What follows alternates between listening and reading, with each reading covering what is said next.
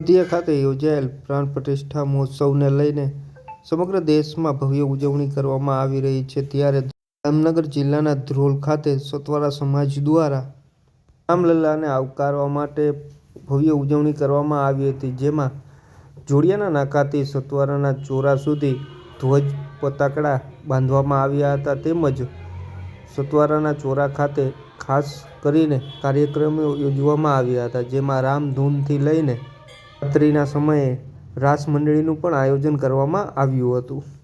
આજ રોજ 22/1/2024 દિવસે જ્યારે અયોધ્યાની અંદર રામ પ્રાણ પ્રતિષ્ઠા રામની મંદિરની થવાની છે, ત્યારે સમગ્ર વિશ્વમાં વસતા ધર્મપ્રેમી અને હિન્દુ સમાજમાં એક અનેરો ઉત્સાહ જોવા મળે છે। આ અંતર્ગત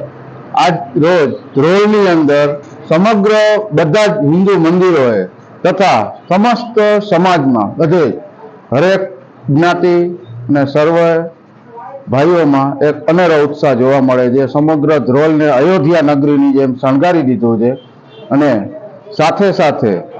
અહીં આજે સતવારાના ચોરાની જગ્યાએ પણ એના એક ભાગરૂપે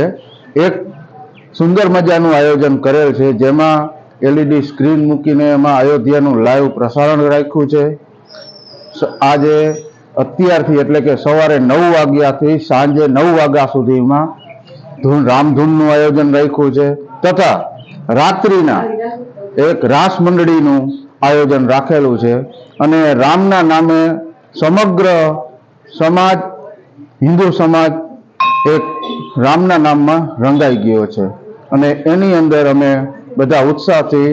ભાગરૂપ થઈએ છીએ આજના દિવસના।